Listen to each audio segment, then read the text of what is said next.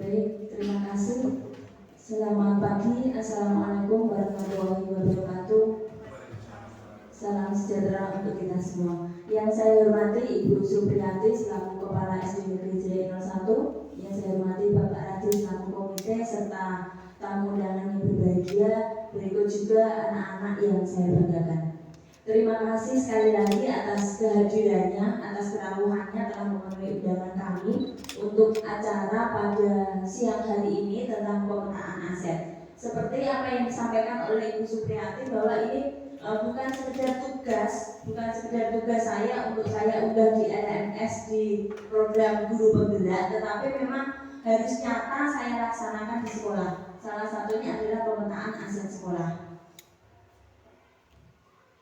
Bapak Ibu, latar belakang dari kegiatan ini adalah sekolah itu sebagai ekosistem. Ekosistem merupakan suatu tata interaksi antara makhluk hidup dan makhluk atau bukan makhluk hidup dalam sebuah lingkungan. Jadi jika sekolah itu diibaratkan sebagai ekosistem, maka sekolah adalah sebuah bentuk interaksi antara faktor biotik dan faktor abiotik. Sedangkan faktor biotik adalah faktor yang berupa makhluk hidup. Di sekolah itu ada dua faktor biotik dan faktor abiotik. Faktor biotik itu adalah faktor makhluk hidup meliputi kepala sekolah, guru, siswa, penjaga sekolah, orang tua siswa, masyarakat lingkungan sekitar, pemerintah desa dan pengawas sekolah. Kemudian yang faktor abiotik itu adalah faktor yang berupa benda tak hidup, meliputi sarana prasarana, keuangan dan lingkungan alam. Sehingga sekolah sebagai ekosistem itu merupakan tata interaksi antara makhluk hidup yang ada di sekolah dengan benda yang bukan makhluk hidup, antara guru, siswa dan lain-lain, kemudian dengan sarana dan prasarana. Kemudian Bapak Ibu, dengan adanya dua faktor tersebut, faktor biotik dan faktor abiotik, maka kita akan melakukan pendekatan berbasis aset. Biasanya kita ada dua pendekatan berbasis kekurangan dan pendekatan berbasis aset. Pendekatan berbasis kekurangan adalah biasanya kita akan memusatkan perhatian kita pada apa yang mengganggu, apa yang kurang, dan apa yang tidak berfungsi dengan baik. Kita selalu mengeluhkan banyak fasilitas sekolah yang tidak berfungsi baik, buku ajar yang tidak lengkap, atau sekolah yang tidak memiliki laboratorium. Kekurangan yang dimiliki mendorong cara berpikir negatif, sehingga fokus kita adalah bagaimana mengatasi semua kekurangan atau apa yang menghalangi tercapainya kesuksesan yang ingin diraih. Semakin lama secara tidak sadar kita menjadi seseorang yang tidak nyaman dan selalu curiga, yang dapat menjadikan kita buta terhadap potensi dan peluang yang ada di sekitar. Ya, biasanya kita seringnya berpikir berbasis kekurangan. Sekolahku gak duwe iki, sekolah gak duwe kaya, halamannya mau sempit. Biasanya kita berpikir seperti itu. Sedangkan pendekatan yang kedua adalah pendekatan berbasis aset atau kekuatan. Pendekatan berbasis aset merupakan cara praktis mengenali hal-hal yang positif dalam kehidupan. Dengan menggunakan kekuatan sebagai tumpuan berpikir, kita diajak untuk memusatkan perhatian pada apa yang berjalan dengan baik, yang menjadi inspirasi, yang menjadi kekuatan ataupun potensi yang positif. Selanjutnya, kecenderungan cara pandang yang menggunakan pendekatan berbasis kekurangan dengan pendekatan berbasis aset seperti yang dapat kita lihat pada tabel berikut. Jika kita berpikir pada basis kekurangan atau masalah, kita selalu fokus pada masalah dan isu. Perbedaannya pada pendekatan berbasis aset, kita fokus pada aset dan kekuatan. Yang kita lihat adalah apa yang kita miliki itu sebagai kekuatan. Kemudian berbasis kekurangan berputar pada masalah utama. Sedangkan kalau kita berpikir berbasis pada aset itu membayangkan masa depan. Berbasis kekurangan mengidentifikasi kebutuhan dan kekurangan, selalu bertanya apa yang kurang.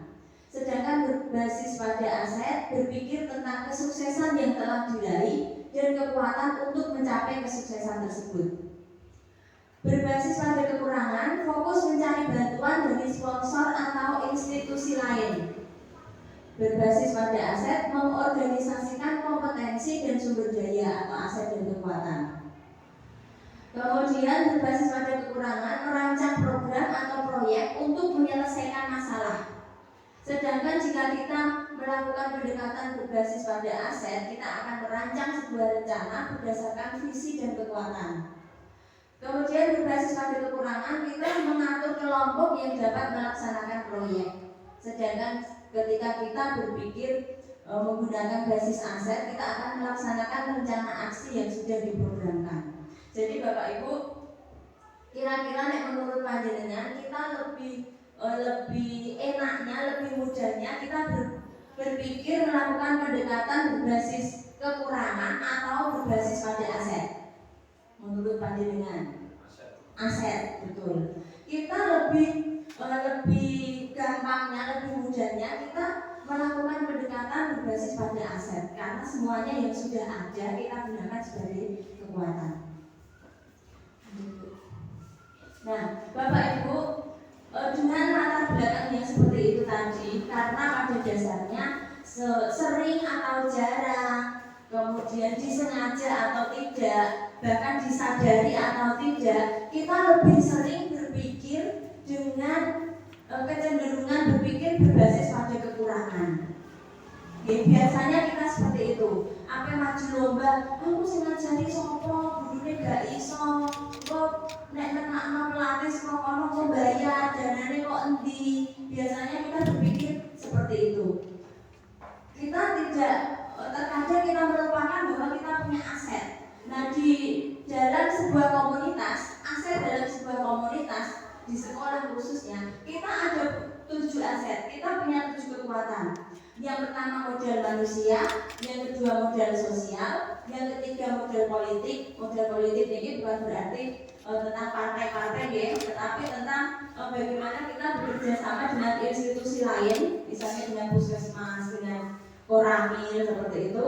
Kemudian agama dan budaya, kemudian aset fisik berupa bangunan dan lain-lain, aset lingkungan alam, dan aset finansial. Kita pada dasarnya memiliki 7 aset. Nah, di sini Bapak Ibu, mari kita bersama-sama memetakan aset yang kita miliki, bagaimana perannya, kemudian bagaimana strategi yang bisa kita terapkan untuk memaksimalkan aset yang kita miliki. Yang pertama modal manusia. Modal manusia merupakan unsur biotik yang ada di sekolah. Modal manusia yang pertama adalah kepala sekolah, peran sumber daya, pemimpin manajemen sekolah, pemegang tanggung jawab para guru dan siswa, menciptakan lingkungan yang kondusif dan seterusnya. Kemudian strategi pemanfaatannya, merumuskan, menetapkan dan mengembangkan tujuan dan visi misi sekolah, membuat RKS dan RKAS. Kemudian termasuk membuat pembagian tugas, mengawasi dan mengevaluasi kinerja guru dan karyawan. Dalam hal ini beliau sebagai supervisor serta konsultan permasalahan. Kemudian mendorong keterlibatan seluruh warga sekolah untuk menunjang program sekolah. Itu kita strategi untuk pemanfaatan sumber daya manusia kepala sekolah. Di sini Bapak Ibu saya paparkan sudah ada beberapa. Kalau misalnya memang ada pendapat dari Bapak Ibu perlu ditambah atau perlu dikurangi, kami perbolehkan. Kemudian modal manusia yang kedua adalah guru. Guru mendidik, menuntun, mengajar, membimbing murid untuk mengembangkan bakat dan minat, menjadi pemimpin pembelajaran sebagai motivator bagi guru, kemudian model atau teladan bagi guru. Bagaimana strategi pemanfaatan sumber daya guru?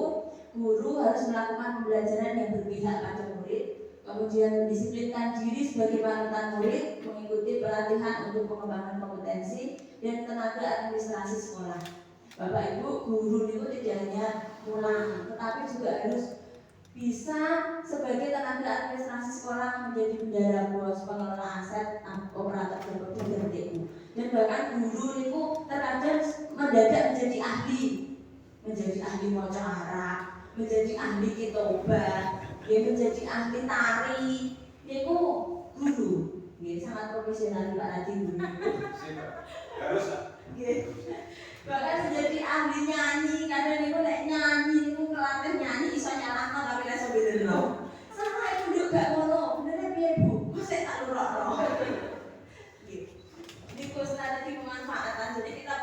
sumber daya guru niku adalah aset yang bisa kita manfaatkan untuk kemajuan pendidikan di sekolah.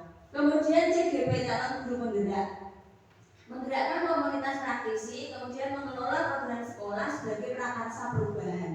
Yes, guru penggerak sebagai mana yang tadi disampaikan oleh Bu Supriyati bahwa harus bisa menjadi prakarsa perubahan di sekolah. Kemudian strategi pemanfaatannya menggerakkan komunitas belajar SD Negeri Jaya 01. Kita sedang merintis nih Pak untuk komunitas belajar ini. Kemudian mengelola program sekolah. Bapak Ibu perlu saya sampaikan untuk prakarsa perubahan saya di sekolah ini dalam rangka mengimplementasikan program guru penggerak adalah mewujudkan siswa yang peduli lingkungan, kreatif, dan mampu bergotong royong melalui kegiatan wirausaha. Dalam hal ini adalah mewujudkan siswa yang peduli lingkungan, itu kita khususkan dulu terhadap kepedulian siswa terhadap sampah. Kemudian kreatif bagaimana mengelola sampah itu menjadi barang yang mempunyai nilai guna lebih dan mampu bergotong royong. Mampu bergotong royong dalam arti bagaimana dia mengelola sampah, kemudian membuat produk itu bagaimana dia bisa bergotong royong. Tujuan awalnya kegiatan ini saya diskusikan dengan Bu Priyati itu adalah tujuan awalnya kita peduli lingkungan dan kreatif serta mampu bergotong royong ini akan membuat hasil karya dari bahan alam. Tujuan awalnya kita akan menggunakan bahan alam karena dengan pertimbangan aset lingkungan alam yang kita berada di pegunungan, di pedesaan, tentunya bahan alam itu akan mudah didapatkan. Tetapi seiring perkembangannya sampai saat ini bahwa kita untuk tahun depan akan merintis ke sekolah adiwiyata, sehingga untuk mewujudkan siswa yang peduli lingkungan ini kita alihkan ke kepedulian siswa terhadap sampah.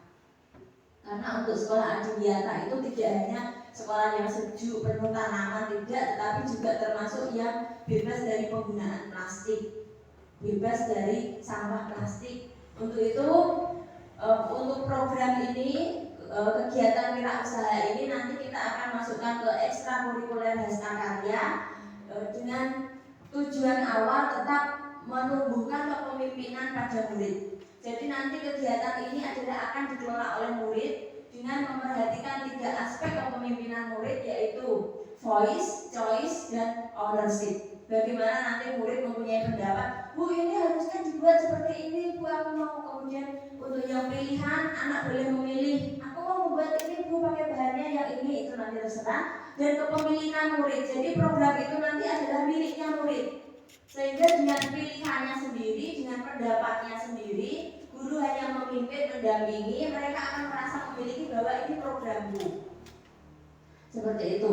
Sehingga untuk kegiatan wirausaha ini nanti yang akan rencananya akan kita masukkan ke program ekstrakurikuler Hastakarya, tentunya kita tetap perlu dukungan dari Bapak Ibu sekalian selaku wali siswa, Bapak Rati selaku komite, kemudian anak-anak juga untuk berpartisipasi mendukung. Nah, apa yang harus dilakukan nanti panjenengan semua ini juga sebagai aset kami, sebagai aset sekolah. Kemudian modal manusia selanjutnya adalah siswa. Siswa yang heterogen dengan berbagai potensi memiliki manfaat bagi kemajuan sekolah di bidang akademik maupun non-akademik. Strategi pemanfaatan mendesain pembelajaran yang lebih mengaktifkan murid.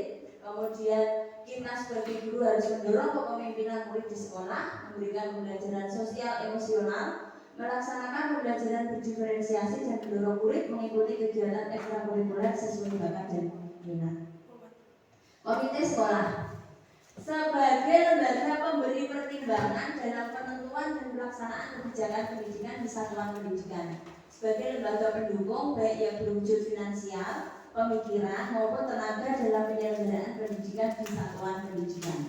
Kemudian strategi pemanfaatannya, komite sekolah ini menjembatani orang tua dengan sekolah, berkolaborasi untuk pengembangan sekolah.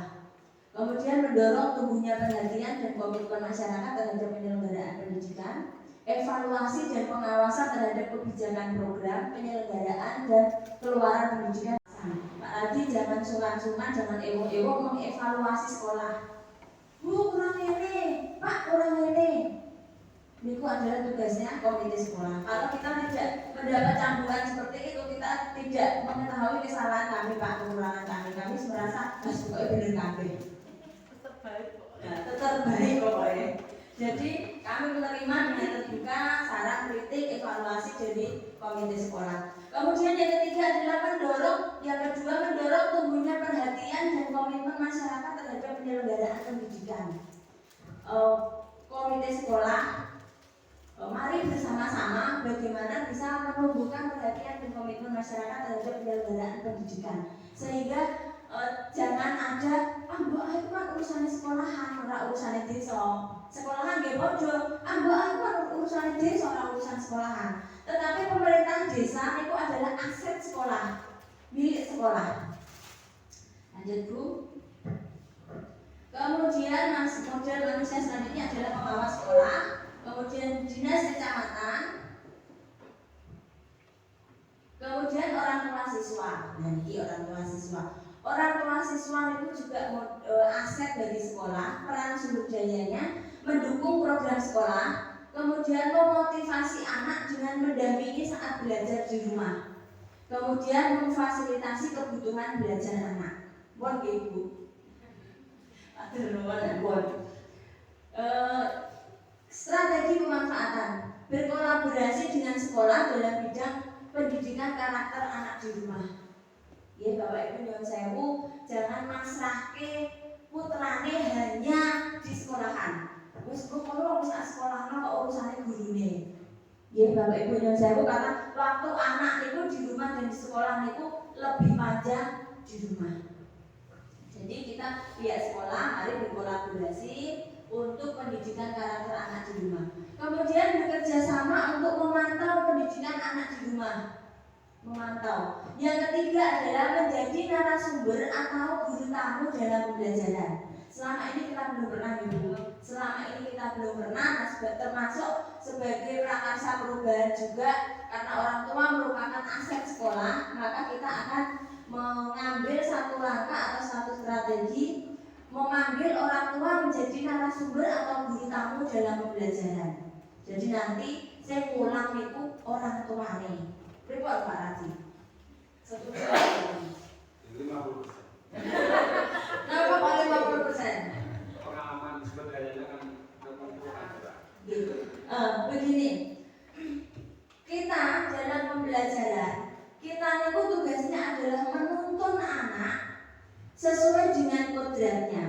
Kodrat anak itu ada dua, kodrat alam dan kodrat zaman. Kodrat alam dan kodrat zaman. Kodrat zaman itu sesuai perkembangan sekarang ini. Sedangkan kodrat alam itu adalah bagaimana anak itu tinggal.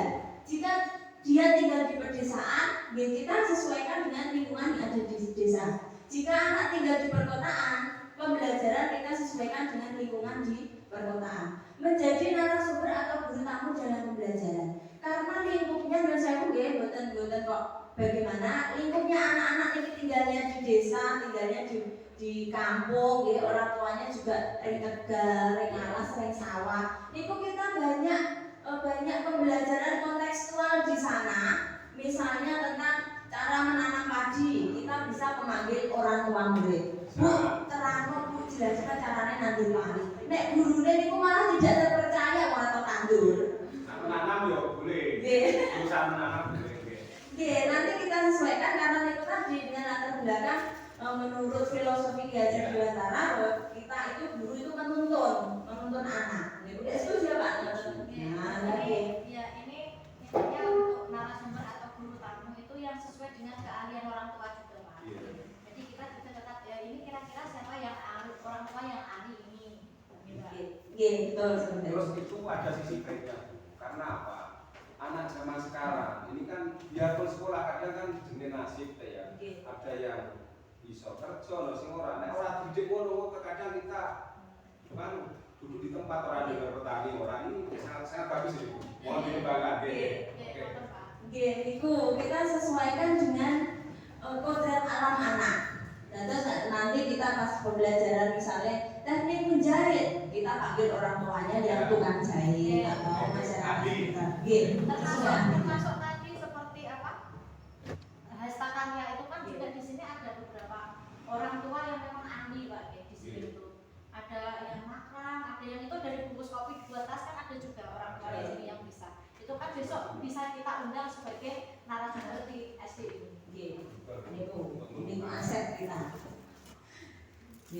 Niku berarti ini nanti setuju ya? Setuju. Ditamke Bu Sen, ini ditamke karena sudah setuju. Nanti Bapak Ibu guru siap untuk kita panggil sebagai guru tamu. Kita juga akan menyesuaikan bagaimana latar belakang siswa dan latar belakang orang tuanya seperti itu. Karena kadang ada yang pendidikannya tinggi sampai S2 apa, tapi ketika di desa niku lingkungan orang-orang itu menyindir lah. Kita akan Merasa. Lebih bagus nek merasa. Iya.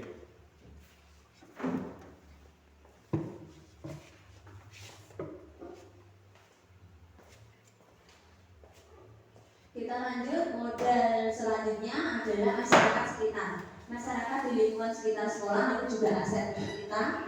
Perannya mendukung program sekolah, sumber belajar murid, dan memberikan dukungan sumber daya dalam penyelenggaraan pendidikan. Strategi pemanfaatan berkolaborasi dalam hal keamanan lingkungan sekolah, menjaga sarana dan prasarana sekolah.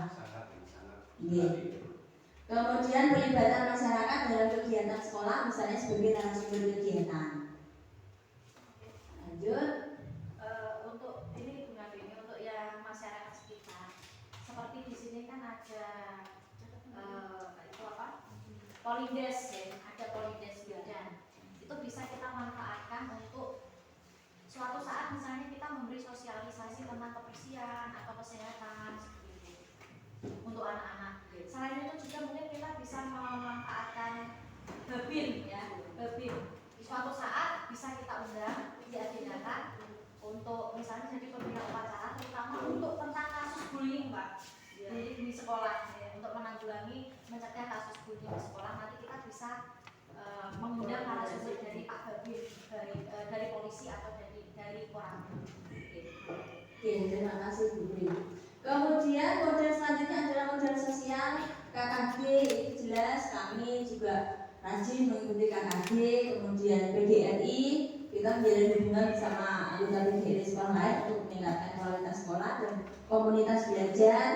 Itu jelas. Lanjut. Kemudian model sosial selanjutnya adalah industri rumahan batik, jahit, bengkel, wisata, dan perdagangan. Niku juga model sosial yang kita miliki. Perannya adalah sebagai sumber belajar siswa. Kemudian kita dapat memanfaatkannya sebagai teman atau relasi berkolaborasi melakukan pembelajaran kontekstual. Pembelajaran kontekstual itu pembelajaran yang nyata menghadap, misalnya iki lho nek jenenge batik, iki lho anake niku roh wujude, niku pembelajaran kontekstual.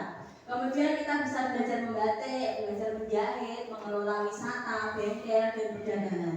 Itu semuanya aset yang kita miliki. Kemudian model politik yang saya sampaikan bahwa model politik untuk sekolah itu bukan tentang partai-partai, tetapi tentang bagaimana kita menjalin kerjasama dengan instansi lain.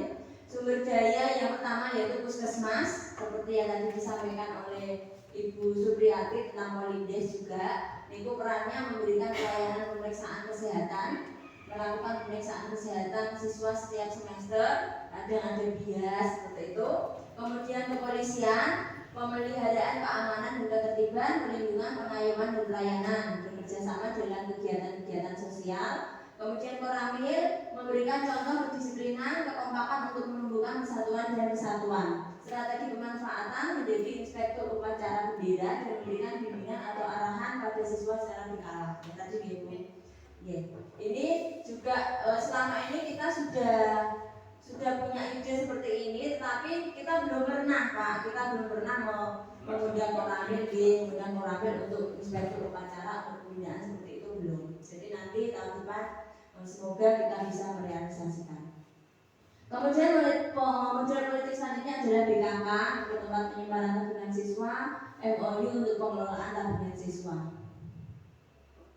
Selanjutnya pemerintah desa, penyelenggaraan pemerintah desa, pelaksanaan pembangunan desa dan pembinaan masyarakat. Strategi pemanfaatannya MOU dengan pemerintah desa, kolaborasi pembelajaran kontekstual, misalnya materi susunan pemerintahan desa. Jadi kita tahu ini loh kepala desa, ini loh sekretaris desa, seperti itu. Kemudian TPQ pendidikan keagamaan siswa di luar program sekolah, kolaborasi pendidikan agama Islam, kemudian kolaborasi pembinaan siswa untuk lomba maksi. TK dan RA, pendidikan non formal sebelum masuk SD, kolaborasi pembelajaran transisi TK ke SD, dan kolaborasi penerimaan peserta didik baru. Ini aset kita. Kemudian model agama dan budaya. Sumber daya sholat zuhur, biasanya kita sudah rutin melaksanakan, siswa dan guru melakukan sholat zuhur di masjid. Kemudian kegiatan maulid Nabi, kegiatan buka bersama, peringatan hari besar agama, tradisi sedekah bumi. Ya, tradisi sedekah bumi itu termasuk model budaya, ikut serta dalam kegiatan pawai atau karnaval, kemudian mengenalkan tentang sikap gotong royong. Dan peringatan hari ulang tahun kemerdekaan. Dan tidak hanya itu, biasanya kita juga ada peringatan hari besar nasional yang lainnya. Upacara bendera setiap hari Senin, kemudian gelar karya. Gelar karya menggambarkan kreativitas siswa yang merupakan hasil belajar selama kegiatan proyek. Strategi pemanfaatan memberikan ruang dan waktu untuk murid menampilkan ide maupun inovasi yang telah dikembangkan sesuai kelompoknya. Bekerja sama dengan wali murid untuk memberikan apresiasi pada karya murid. Nah, ini yang belum kita lakukan. Sekolah kita sudah IKM, tapi kita belum pernah melakukan gelar karya. Dan rencana kapan Bu? Tahun depan atau akhir tahun ini? Kita karena kita masih masih transisi ya, peralihan dari kurikulum 13 ke IKM, kita memang belum melakukan gelar karya. Dan ini bekerja sama dengan wali murid untuk memberikan apresiasi pada karya murid. Apresiasi di sini tidak hanya Bapak Ibu nanti menghadiri, menyaksikan, memberikan ujian, tetapi juga diperkenankan untuk membeli produknya. Tapi hasilnya bocah niku nggih ancen mboten apik-apik kalau nek tuku nang toko nggih. Tetapi kan sebagai apresiasi gaweane anakku nggih tak tuku ngene.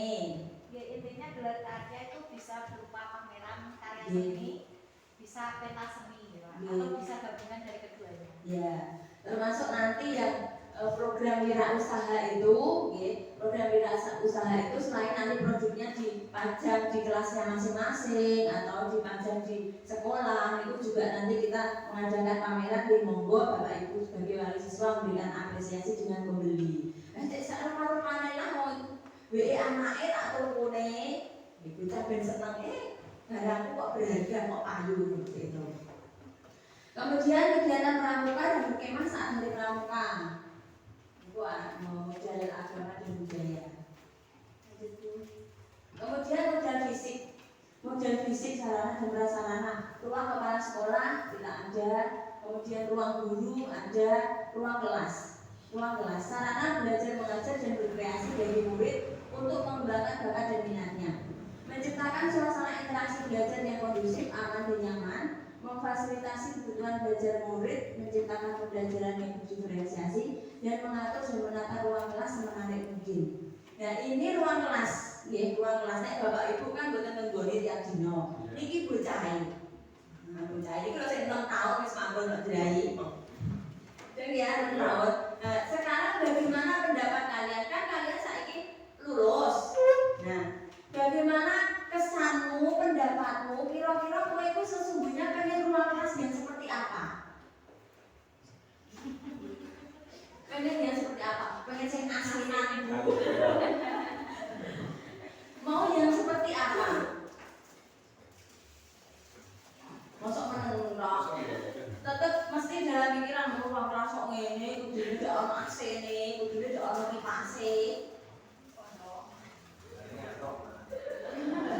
Mau yang seperti apa? Pengen penataan ruang kelas yang seperti apa? Tidak apa-apa bebas berpendapat, ada benar, ada salah. Wes lulus ra mengaruhi kelulusan. Setelah sudah dilulus kok. Ya udah khawatir beneran sudah dilulusnya. Anda sampaikan yang baik, Anda sampaikan yang buruk. Apakah kalian selama ini memang paling nyaman belajar sambil duduk? Nyaman, sudah nyaman belajar sambil duduk. Apa kadang-kadang juga berdiri, kadang-kadang lesehan.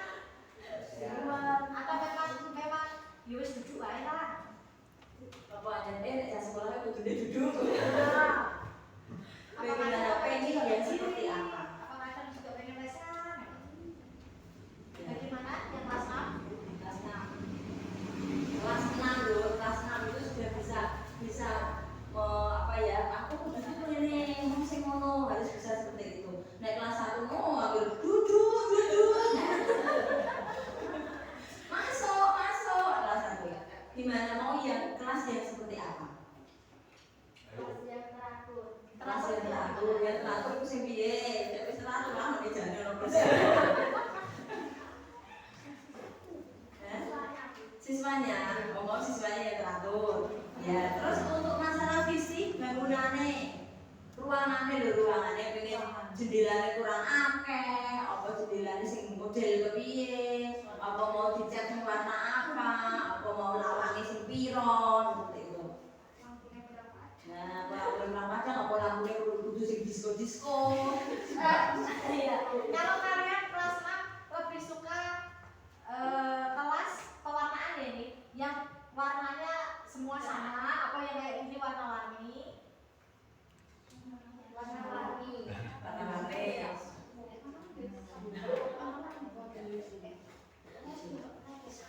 Sewarna, ya semuanya sewarna. Oke.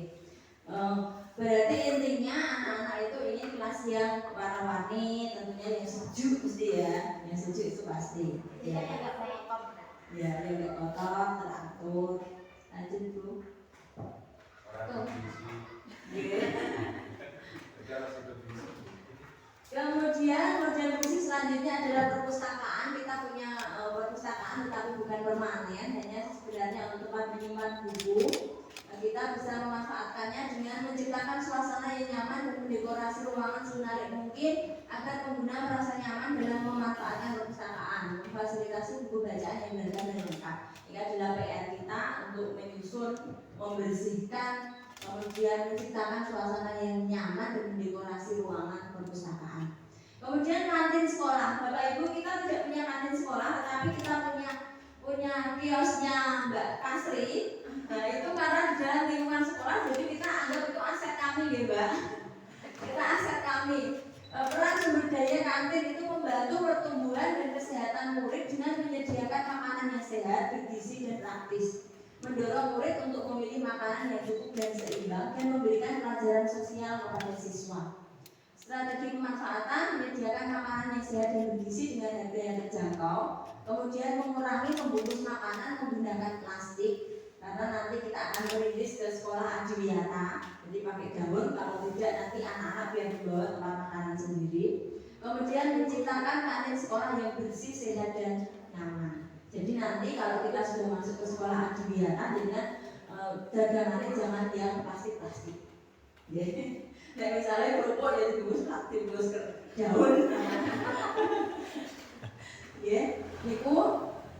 Kemudian drum-band itu aset fisik, modal fisik kita Pak Radit, drum-band, kita punya drum-band itu sebagai sarana siswa berkreasi dan mengembangkan bakat. Nah, strategi pemanfaatannya sekarang Pak, kita tidak berpikir tentang berbasis kekurangan gitu, pelatih, ada duit gitu, tapi kita berbasis aset. Kita punya drum-band, kita punya guru, kita punya wali siswa, kita punya alumni. Ya, kita punya komite, punya pemerintah desa, itu aset kita. Kemudian bagaimana Pak Raji kita bisa memanfaatkan drum-band itu? Monggo Pak Raji. Jadi tadi kan telah ngomong dengan saya, sebaiknya ya ibu-ibu guru. Nah, oke, terima kasih. Ini untuk menyambut tentang aset kita berupa drum-band. Oke, kemarin kalau nggak ngambil, jadi langsung saja ya salah apa-apa sekarang.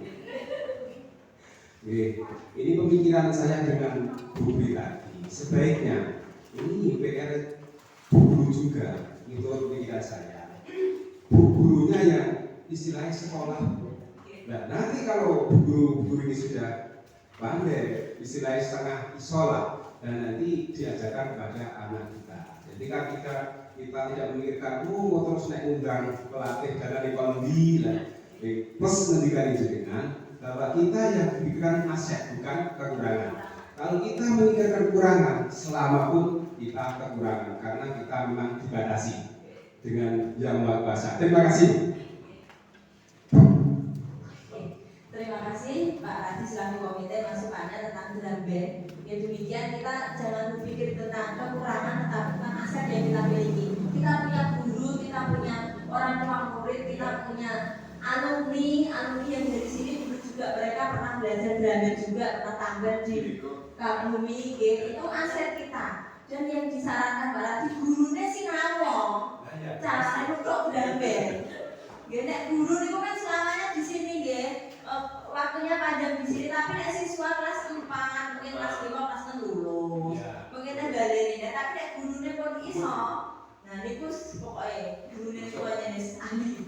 profesional. Tapi ini seperti bumbu ini kan orang sini. Iya. Oke. Iya karena Sambil kebetulan anu ngomong. kebetulan itu kita yang ada di sini memang putra daerah semua. Iya. Dari Simpang Kulon kok sing wong adoh ini. Tapi tidak jauh. Nggih. Tidak apa-apa, masalah. Nggih. Kula yang orang Jawa, rada Jawa nggih kula, tapi di sini niku sudah merupakan rumah kedua saya. Kula teng omah anak itu mesti nak kene. Terus kula tak amati jenengan. Nek kula ngarit tekane ya apa? Biar kok saya ngarit ngamati jenengan lho. Nek apa kita komen jenengan. Terima kasih. Nggih, niku untuk drama ya, berarti Bapak Ibu guru siap, wali siswa nggih siap, siapa ya? Aku iso Bu Nek, kae pas zaman aku sekolah MTS juara niku iki. Nggih, aku komite siap, komite siap. Komite wis pokoke ngobrak-obrak selalu siap. Alumni juga kita punya alumni. Kemudian Mbak Lompat Jauh, kita punya Mbak Lompat Jauh Pak Nadi, tapi kadang ketok nek iku Mbak Lompat Jauh kadang iki ketok ilang. Dan ilang. Hujan lah. Menciptakan area olahraga yang nyaman dan aman untuk berolahraga murid di sekolah, kemudian mengelola bak lompat jauh, misalnya dengan mengisi pasir dan menjaga kebersihannya. Area parkir, tempat meletakkan parkir kendaraan baik motor, mobil atau sepeda milik murid, guru, karyawan, dan semua warga sekolah, memfasilitasi dan menciptakan area parkir yang nyaman dan aman. Kemudian WC, sarana untuk membuang kotoran, buang air kecil dan buang air besar, sarana melatih kebersihan dan penggunaan toilet bagi murid. Kemudian strategi pemanfaatannya melakukan program dan meningkatkan pembinaan gerakan toilet dan wastafel bersih, menyediakan dan memelihara toilet dan wastafel sesuai dengan jumlah pengguna, membuat pembagian jadwal membersihkan toilet dan wastafel, memberikan pengetahuan tentang pentingnya toilet yang memenuhi syarat kepada siswa. Ini titip juga kepada orang tua siswa untuk ngelengke, nek kowe pipis kok kamar mandi sekolah diguyur ya. Ini kayak berat sih. Bantu mengingatkan nih Bapak Ibu, karena kalau kita di sekolah itu kan bocah sing teng kamar mandi tidak selalu kita pantau. Sapa sing kamar mandi, kudu biar jelani itu biar jelani kan boten. Tetapi nek panjenengan yang di rumah itu kan hanya memantau satu atau dua putra putrinya. Jadi minta tolong untuk membantu mengingatkan. Halaman sekolah, kita punya halaman sekolah. Halaman sekolah didesain sedemikian rupa sebagai tempat belajar di luar kelas dan juga tempat bermain anak yang aman dan nyaman. Itu jarak patio, betul pationya aman Pak Radi. Kita kadang mer-mer niku wonten web niku sok dipenehi tekan dhuwur liwat pager niku. Kan medeni dadose nanti nek misalnya Pak Radi seperti bagaimana niku saged ditambahi kawan. Ya kemarin ada Pak naik ke itu pagar Pak. Menghadap sana Pak. Mau melompat Pak. Untungnya ketahuan. Niku kan bahaya. Misalnya sampai melompat Pak. Jangan. Ngeri. Perlu dipikirkan. Kadang anak juga gitu. Nanti nggak sengaja temannya nyenggol Pak. Pas naik ke atas pagar itu. Padahal sudah segitu masih dinaiki Pak. Niku terus dipendek jadi niku sedikit kurang aman. Nanti gini Bu, kalau nanti ada rapat yang besar, nanti perlu dibicarakan bersama untuk menjaga amanah. Tapi kita serahkan kepada wali murid saja. Untuk keamanan itu. Ya, betul. 1, 2 ngoten dielengke nggih, tapi yang 1, 2 dielengke nggih, yang 3, 4, 5, 6 niku lho bocah niku. Kadang sok ana sing slencok, ora ngerti ngoten terus melek sak dure ngono medeni. Kemudian di halaman sekolah, kemudian wifi, jaringan internet kita menggunakan jaringan wifi untuk pembelajaran juga, kemudian untuk pelaporan online, karena sekarang pelaporan itu banyak yang dilakukan secara online. Kemudian lahan kosong Bapak Ibu, kita punya lahan kosong di sana, sudah ruang kelas 6. Itu bagaimana kita memanfaatkannya? Itu bisa dimanfaatkan sebagai media bertanam. Lahan kosong bisa digunakan sebagai tempat penanaman tanaman yang bisa digunakan sebagai media pembelajaran, seperti ditanami tanaman obat atau yang lain. Atau ada ide Bapak Ibu, lahan yang kosong mau dibuat apa? Tanggul tanaman nih Pak, ya di pot yang wis gampang rasanya gitu. Atau yang punya kebun bunga bisa didorong. Sayangnya belum ada pakarnya juga. Iya. Misalnya Misalnya kita mau membuat kebun itu harus dikombong. Minimal 1 meter. Ini 1 meter apa itu semua jam 4 ya? Ini kok bocah Pak. Jadi paling kados nek program KWT niku lho Pak, kan dikek omongan cilik Oke. KWT. Kelompok wanita tani. Iya. Kemudian kita model visi selanjutnya kita punya laptop dan proyektor sebagai sarana penunjang belajar siswa, memudahkan kerjaan guru, media belajar mengajar, pembelajaran berbasis IT, ekstrakurikuler komputer dan menginventaris barang. Kita ini ekstrakurikuler komputer bagaimana gitu karena kita juga aset itu kita punya laptop beberapa. Iya, untuk laptop itu sekolah kita punya sekitar 8 ya Bu Solasin ya. Bisa pakai ya? Yang bisa dipakai. Oke. Ya, Kita punya 8. sekitar 8 itu rencananya semuanya itu tahun depan ya Pak, karena kita ini sudah di penghujung akhir tahun. Jadi tahun ajaran depan itu kita akan mengadakan ekstrakurikuler termasuk komputer itu. Itu selain tujuannya untuk mempersiapkan anak-anak kelas 5 yang AMBK biar bisa menggunakan komputer, ya. Itu juga biar anak-anak punya bekal awal. Kalau SMP kan biasanya tuh memang sudah pakai IT, harus bisa laptop. Nah, jadi kita itu akan mengadakan untuk kelas 4 dan 5 ya. Untuk kelas 4 dan 5 akan diadakan ekstra komputer. Tapi karena komputer kita terbatas, jadi nanti ya bergantian, istilahnya bergantian. Jadi bisanya ya misalnya setiap anak 1 jam, setiap kelompok 8 anak 1 jam. Nanti dibagi sehari itu berapa kelompok dan beberapa hari sampai ada kelas 4, 5 sudah. Kelas 4 berapa Pak Biar? 20. Besok 20. Yang kelas 5? Yang naik kelas 5 20. Kelas 3 ini berarti 26 ya. 46 anak kalau dibagi 8 sekitar ada 6 sesi. 6 sesi. Berarti ada 6 jam. Itu bisa dibagi 3 hari. Berarti seminggu nanti 3 hari. Masing-masing hari nanti 2 sesi. Berarti tiap anak hanya bisa seminggu sekali, tapi tidak apa-apa daripada tidak sama sekali. Tanggapi sedikit Bu. Saya minta karena ini kena dilihat Bu, ini harus menjenengan ibu-ibu ini harus semangat betul karena dibagi waktu ini wis aku ya rasa mbayang.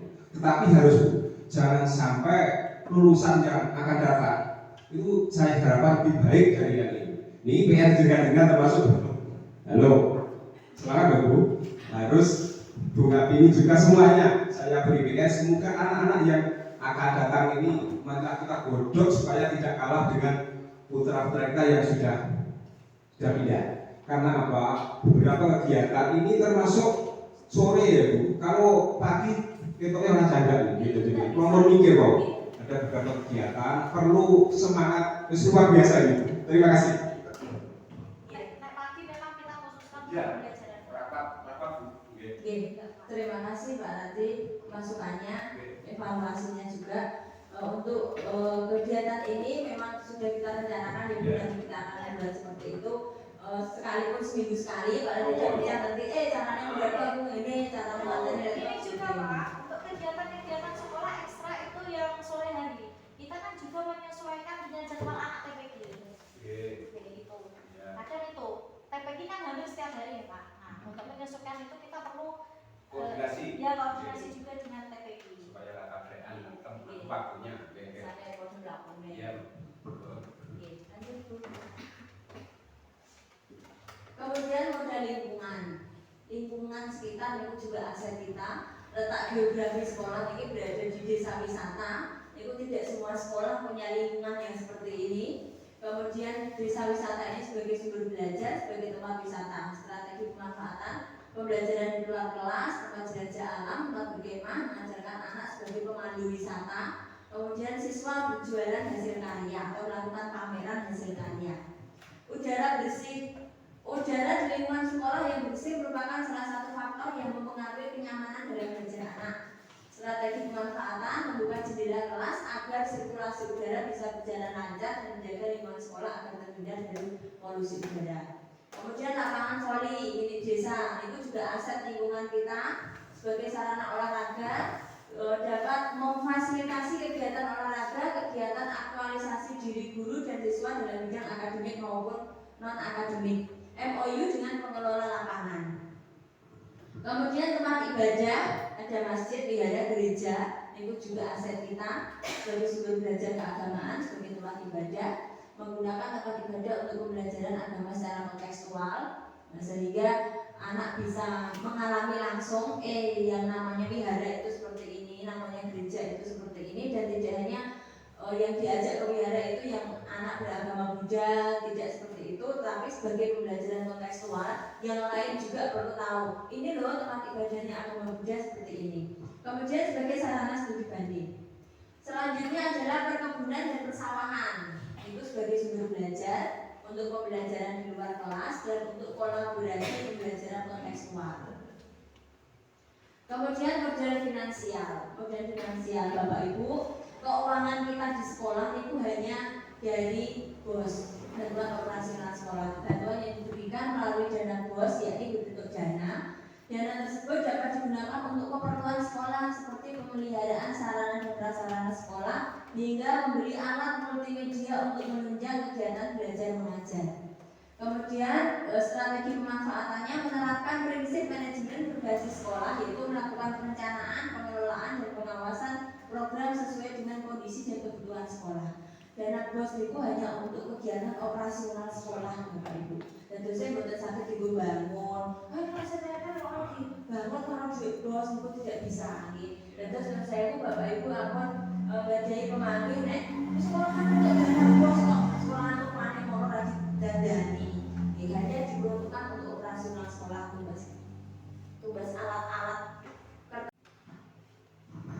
Selanjutnya DAK, dana alokasi khusus, mendanai kegiatan khusus yang menjadi urusan daerah dan merupakan prioritas nasional sesuai dengan fungsi yang merupakan perwujudan tugas pemerintah di bidang tertentu. Caranya adalah update kondisi bangunan di Dapodik sesuai dengan kondisi secara berkala. Apa anane, ya kita tidak punya perpustakaan, ya kita bilang di sana tidak punya. Nek sekolah lainnya Rondok Reot, ya kita bilang di sana di Rondok Reot seperti itu.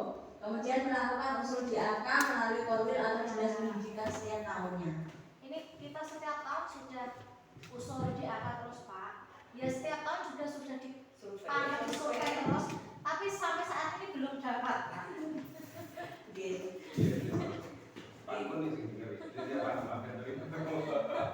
Karena itu pertimbangannya entah apa kita juga tidak tahu. Kalau saya tanya ke sana-sana itu katanya ya pokoknya ya di Dapodik itu diisi seperti itu Mbak, apa adanya. Nanti otomatis muncul di sana, tapi kita kok nggak pernah muncul gitu loh. Sebetulnya kantor juga itu sudah lama, wis sangat kerjanya dipikirkan. Kayaknya jawabannya ngapain sih itu sudah tua. Iya, kemarin sudah dipantau semua, termasuk ruang kelas ini juga dipandang perlu dilihat juga Pak. Tapi ya itu, Tunggulah.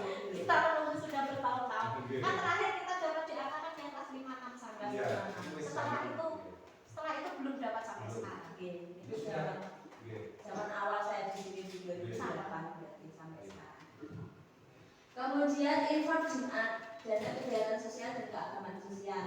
Sebagai sumber dana kegiatan sosial seperti menjenguk siswa yang sakit, menyumbang kegiatan peringatan hari besar agama atau kegiatan sekolah lainnya, dan mengadakan kegiatan infak atau sejenisnya untuk semua siswa, tidak hanya siswa yang beragama Islam. Nah, Bapak Ibu anak-anak, kira-kira setuju atau tidak kalau yang selama ini itu yang infak kan yang muslim, ya.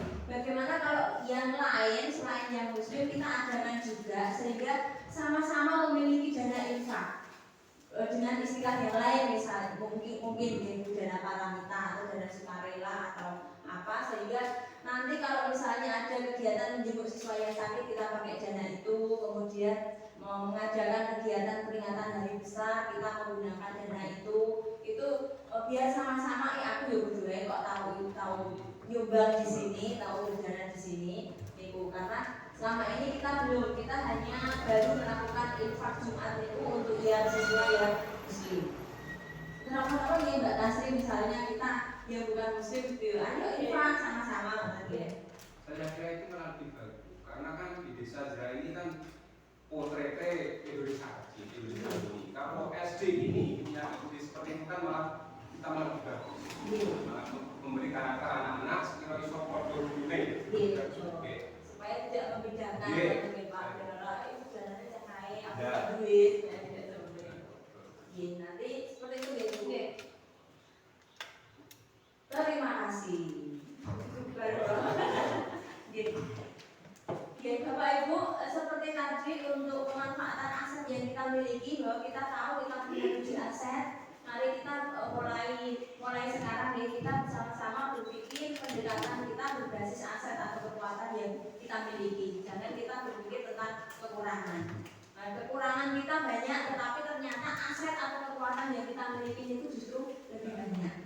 Ya, demikian yang saya sampaikan. Silakan untuk waktu selanjutnya Pak Rati selaku komite atau Bapak Ibu dan siswa yang lain untuk memberikan masukan. Terima kasih.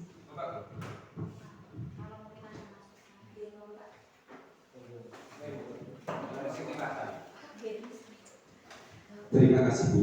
Ini saya amati ini sudah masuk di kolom itu, tetapi untuk terjemahnya belum. Ini untuk masalah pemerintahan desa. Sebaiknya itu dimasukkan saja. Sekali-sekali dari pemerintahan desa diundang biar anak-anak kita tahu apa tugasnya kepala desa dan di mana saja kita mengurus surat-surat apa itu masuk ranah kepala desa apa kecamatan. Itu setahun sekali itu kita bisa undang sebagai narasumber untuk mengerti kinerja pemerintahan desa. Itu yang pertama. Dan yang kedua, nah ini pertemuan ini sangat bagus, makanya ada pulau ditanya dengan Pak Komite yang lain, jadi kok iso kompak? Wah, nek jadi ini kalau diundang, jadi wali siswa itu datang semua, Pak. Berarti pulau nanti ketemu kali boro-boro, kok iso ngono bisa? Karena apa masalah kita itu kita datang di sekolah tidak ada masalah karena di sana itu tidak ada miskomunikasi. Terima kasih. Monggo yang lain, dari wakil wali siswa kalau ada pemikiran seperti apa, monggo mumpung kita ketemu. Nek ngaten iki ora di sisihkan waktu, ora bakalan ketemu. Monggo Mbak-mbak dan monggo mumpung kita ada waktu. Terima kasih dari dulu. Dari saya kira cukupkan. Monggo dari Pak Pun kalau ada tambahan. Iya Pak, nanti mewakili dari pemerintahan desa. Sekaligus orang tua dari pemerintah desa. Betul Pak? Orang mewakili dari Warung Murid. Akhirnya ada Pak Gubernur gitu, masuk ini tenang.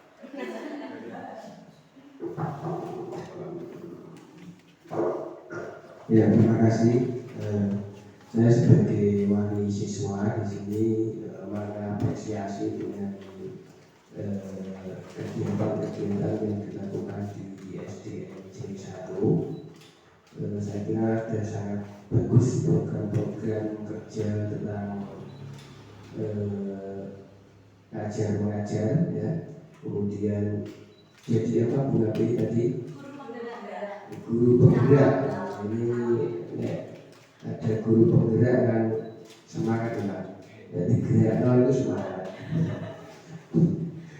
Ya, kalau dari pemerintah desa saya hanya bisa menyampaikan terima kasih tentang apa yang sudah dilakukan untuk kegiatan-kegiatan, khususnya kemarin mengikuti kegiatan sedekah bumi dan kegiatan-kegiatan keagamaan yang lain. Nah, mungkin itu yang dari desa dan cukup sekian dari saya. Saya kembalikan kepada Pak Komite yang kayaknya masih menunggu-nunggu. Untuk Pak Komani, kalau mungkin Pak antara sekolah dan desa mungkin ada kegiatan yang kita bisa kolaborasi selain sedekah bumi Pak, monggo Pak. Kita pihak sekolah menerima Pak. Misalnya ada kegiatan-kegiatan lain loh. Misalnya seperti dulu saya lihat di depan balai desa itu ada badai ya Pak ya. Ya ada pembuatan badai. Misalnya suatu saat ada kegiatan seperti itu lagi ya Pak ya. Monggo kalau bisa melibatkan anak-anak juga kami bersedia Pak. Iya, betul ya Pak. Iya, nanti saya akan konsultasi komunikasi dengan Pak Des untuk kegiatan-kegiatan yang sekiranya nanti bisa kolaborasi antara siswa dengan pemerintahan desa dan kegiatan masyarakat. Ya gitu Pak. Selain kalau ya kemarin kan kita hanya kolaborasinya hanya di sedekah bumi ya Pak. Kalau bisa yang lain juga. Ya, terima kasih Pak. Mbak, mumpung ketemu. Ya, monggo sebagai mahasiswa. Bagi wali siswa.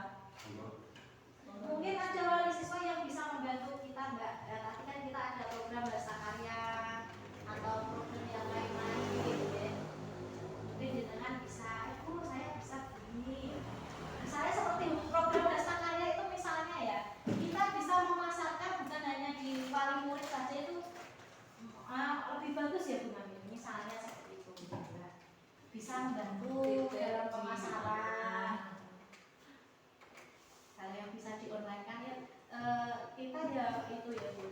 Sebisa mungkin membuat produk itu yang punya nilai jual. Ya. Jadi sasaran kita kalau bisa bukan hanya wali murid saja, tapi juga masyarakat luas.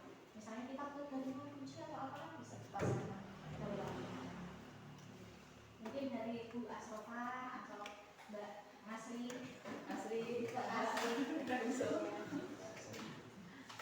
bisa membantu kami suatu saat membantu kami sebagai narasumber atau guru tamu atau pembimbing dalam ekstrakurikuler dasar.